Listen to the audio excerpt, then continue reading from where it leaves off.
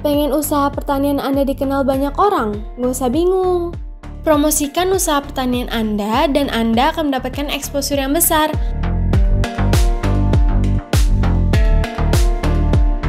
Mulai dari website, YouTube, Instagram, TikTok, X, dan Facebook. Daftarkan segera hanya di Jaga Tani.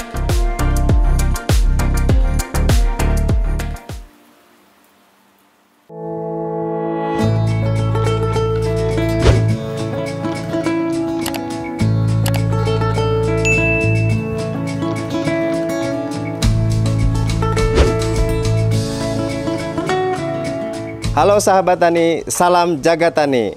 Perkenalkan, nama saya Alan Sahroni dari Alfiber Serat Daun Nanas Subang, di mana kegiatan sehari-hari saya adalah mengolah limbah daun nanas menjadi serat daun nanas dan berbagai produk olahan lainnya.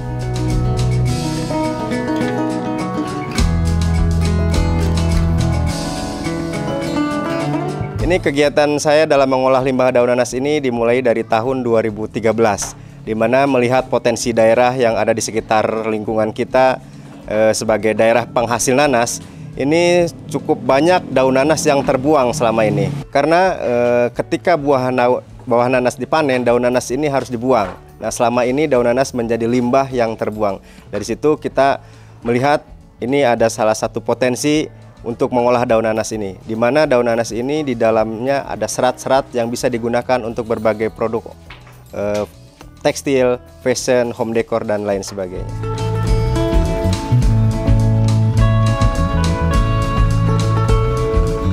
Nah, biasanya ketika buah nanas dipanen, petani hanya membuang daun nanas yang ada di kebunnya. Biasanya dibuang di sekitar tanaman dengan cara dicincang supaya menjadi pupuk organik. Kemudian ada juga yang dijadikan pakan ternak. Bahkan sangat disayangkan ada yang sampai membakar daun nanas. Nah, ini kan belum memberikan nilai ekonomis bagi daun nanas. Nah, dengan kegiatan ini kita mengolah daun nanas ini menjadi mempunyai nilai fungsi, nilai ekonomis juga.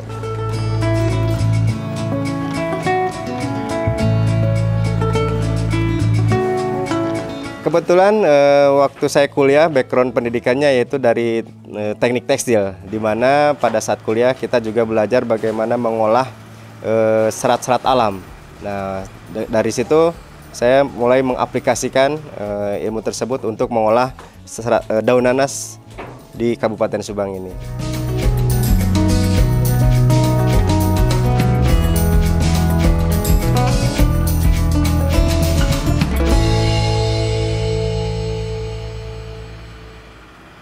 Pada prinsipnya semua jenis nanas kita bisa ambil seratnya. Tapi yang ada di Kabupaten Subang itu ada dua jenis. Yang pertama smooth cayenne, jenis nanas smooth cayenne yang relatif daunnya itu tidak berduri. Ini lebih safety untuk kegiatan produksi. Ada juga jenis yang kedua yaitu queen. Queen itu hampir di setiap pinggir daunnya itu berduri. Dan panjangnya itu antara 60-70 cm. Tapi semua jenis kita bisa olah. Tapi yang kebanyakan di Kabupaten Subang ini dengan jenis smooth cayenne tadi.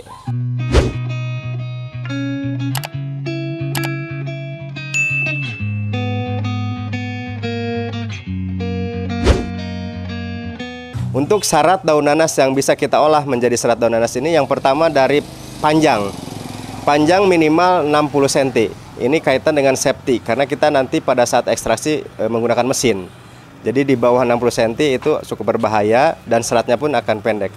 Yang kedua, daun nanasnya sebisa mungkin harus masih segar, ya, atau toleransi 3 sampai 1 minggu setelah pengambilan daun. Kemudian tidak busuk, tidak kering, tidak patah. Karena kalau kering, itu seratnya tidak bisa terurai. Kalau busuk, dia seratnya berwarna hitam. Jadi sebisa mungkin daunnya masih segar. Minimalnya tadi 60 cm, semakin panjang sebenarnya semakin bagus, ya. Tapi biasanya di tempat produksi kita akan sortir lagi menjadi beberapa bagian. Yang pertama untuk yang panjang itu 85 cm ke atas. Kemudian yang sedang itu 75 sampai 85 cm dan 60 sampai 75 cm itu termasuk yang pendek. Dan di bawah 60 cm itu kita anggap itu daun yang reject.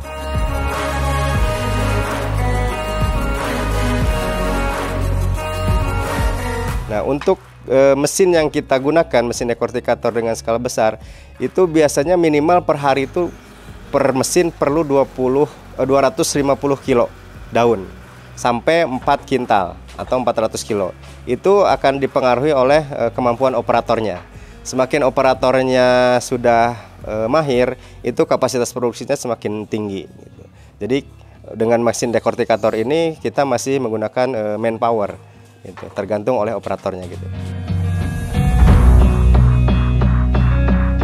Jadi tadi setelah daun oleh petani dikumpulkan, dia akan dikirim ke tempat produksi kita. Nah, di tempat produksi kita, daun ini kita timbang dulu untuk mengetahui berapa banyak daun yang dibawa oleh petani. Saat itu juga kita langsung bayar kepada petani gitu ya.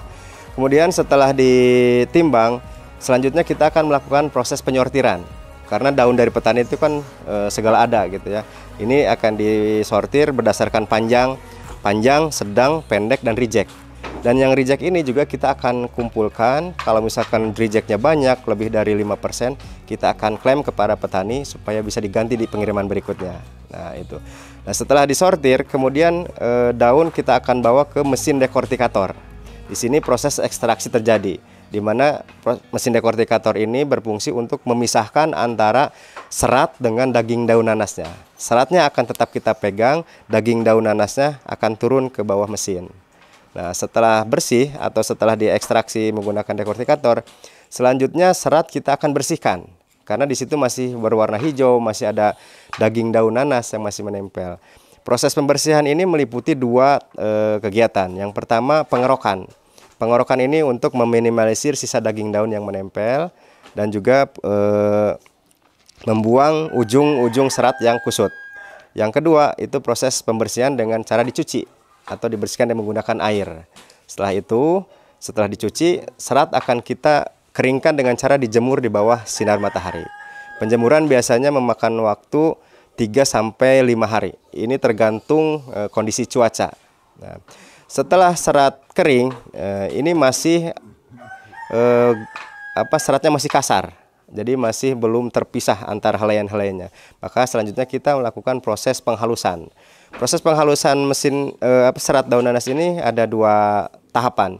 Yang pertama menggunakan mesin dekortikator mini, di mana mesin dekortikator mini ini kita rancang untuk menghaluskan serat-serat yang kasar.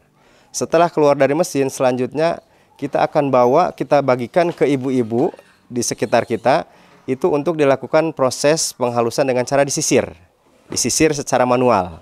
Ini untuk memisahkan serat-serat yang kusut, juga untuk memisahkan kotoran-kotoran atau sisa daging daun yang menempel pada serat. Nah, setelah serat disisir, ini sudah bisa kita jual atau kita olah selanjutnya untuk ditenun. Nah, sebelum masuk ke pertenunan, serat daun nanas ini harus kita jadikan dulu menjadi benang, atau prosesnya kita sebut dengan nama pemintalan, yaitu menyambungkan antara helaian-helaian serat dengan teknik sambung tenun, masih menggunakan tangan manual. Dan ini sebenarnya konsep pemberdayaan yang kita buat, bagaimana ibu-ibu di rumah tapi tetap produktif gitu. Jadi menyambung helaian-helaian serat menjadi benang. Setelah menjadi benang, selanjutnya baru kita bisa olah menjadi kain dengan cara ditenun. Nah, proses pertenunan ini juga menggunakan alat tenun bukan mesin atau ATBM yang kita rancang secara khusus, di mana alat tenun ini bisa kita lipat, juga ringan, kemudian cara penggunaannya juga lebih mudah. Kemudian ada 8 kamran yang bisa digunakan untuk membuat berbagai motif anyaman. Nah, ini juga alat tenunnya kita sediakan juga di sini. Setelah ditenun, itu sudah bisa membuat kain. Nah, setelah jadi kain, kita bisa olah menjadi selendang atau kita buat menjadi turunan produk-produk serat daun nanas lainnya seperti tas, dompet, pakaian, dan lain sebagainya.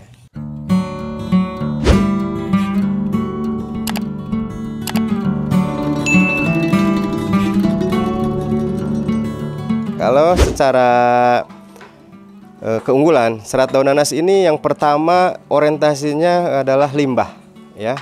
Kalau mungkin serat-serat alam lainnya, biasanya untuk bahan bakunya itu dia ditanam secara khusus. Seperti rami, kenaf, sisal, agape itu dia harus ditanam baru kita bisa mengambil seratnya. Nah, untuk nanas ini kita orientasinya pemanfaatan limbah. Jadi produk utamanya adalah buah. Nah, itu salah satu keunggulannya. Yang kedua, nanas ini bisa berproduksi sepanjang tahun. Ya, sepanjang tahun, jadi bisa dipastikan kita tidak akan kekurangan pasokan bahan baku selama 1 tahun, Bu. Kemudian selain ketersediaan bahan baku, serat daun nanas ini juga dia memiliki tekstur yang lembut dan kuat, walaupun diameternya kecil tapi kuat gitu. Kemudian daya simpannya juga lama, bisa bertahun-tahun. Kemudian ada lagi higroskopis. Higroskopis itu mudah menyerap pewarna atau pewarna mudah menyerap pewarna dan lebih nyaman kalau digunakan.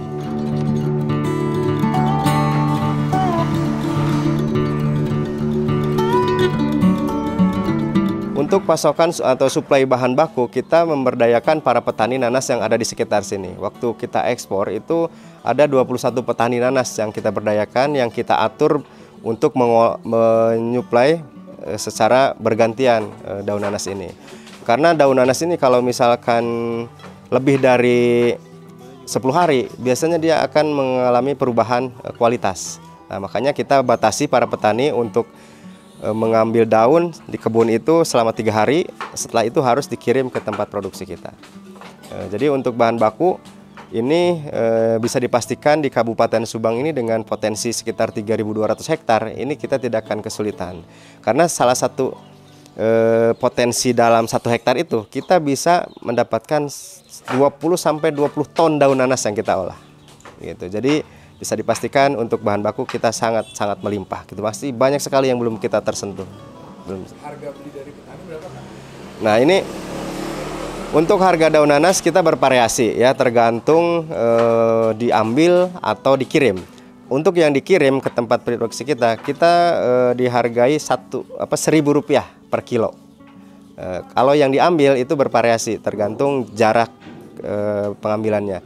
Kalau yang paling jauh biasanya kita di angka 700 per kilo, yang lebih dekat Rp800 per kilo.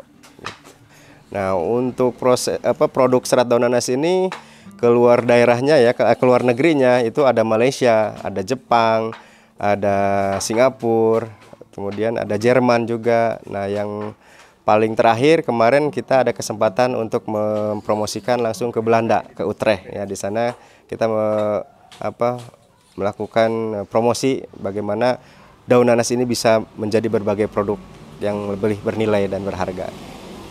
Kalau di sana di mancanegara itu serat daun nanas digunakan untuk tekstil juga atau?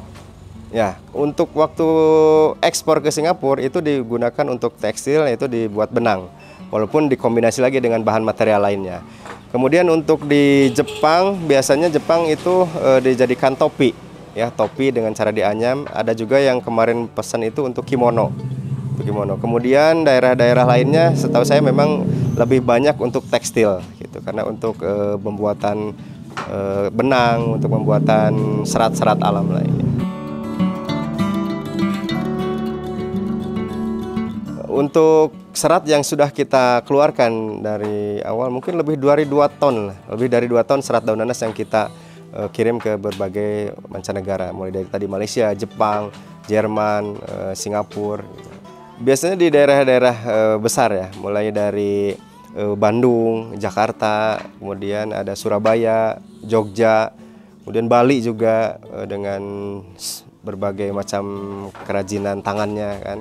Kemudian Lombok juga ambil dari kita, kemudian daerah-daerah yang industri kerajinan tangannya banyak juga. Yang paling rutin itu antara Lombok, Jogja, Tasikmalaya. Di situ ada salah satu perusahaan Jepang juga yang rutin ini.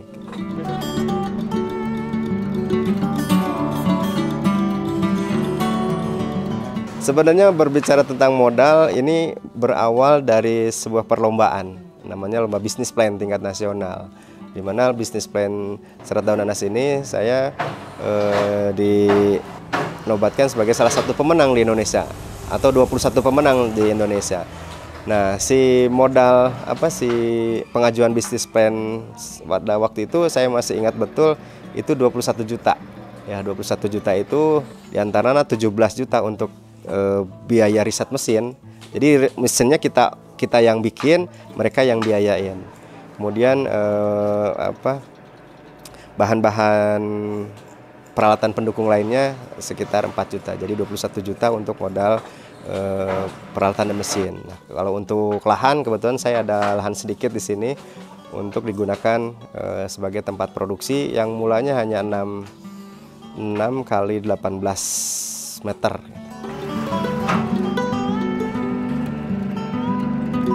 Nah, untuk keuntungan sebenarnya dalam bisnis kan sudah sangat naik turun lah gitu, tergantung situasi pasar juga. Tapi biasanya kisaran di 10 sampai 20 juta. Nah, seperti halnya saya sampaikan di awal bahwa kegiatan ini tidak sendirian ya. Kita ada banyak sekali yang terlibat, mulai dari para petani nanas, mulai dari anak-anak karang taruna, ada ibu-ibu juga masyarakat lainnya. Di mana dengan kegiatan ini banyak sekali memberikan manfaat di lingkungan sekitar. Jadi saya sangat berharap usaha ini bisa lebih berkembang lagi, bisa lebih banyak lagi yang terlibat. Karena sebenarnya permintaan pasar itu sangat terbuka. Hanya kita waktu saat ekspor itu kuantitasnya yang memang belum bisa kejar ya. Karena untuk ekspor itu satuannya kan tonase. Itu sangat banyak sekali peluangnya. Jadi saya berharap dengan adanya pengembangan usaha ini semakin banyak petani yang terlibat, semakin banyak lagi anak-anak karang taruna yang bisa mendapatkan manfaat, juga ibu-ibu yang bisa produktif di rumahnya gitu. Walaupun dia di rumah tapi bisa menghasilkan penghasilan untuk membantu keuangan keluarganya. Dan saya tidak menutup bagi siapapun di daerah manapun yang di daerahnya ada potensi nanas atau potensi serat alam lainnya, bisa kita berkolaborasi juga, atau mungkin kita bisa saling berbagi pengalaman, berbagi ilmu, termasuk mungkin keperluan mesinnya juga bisa kita support supaya permintaan pasar yang tadi terbuka itu bisa kita penuhi bersama-sama.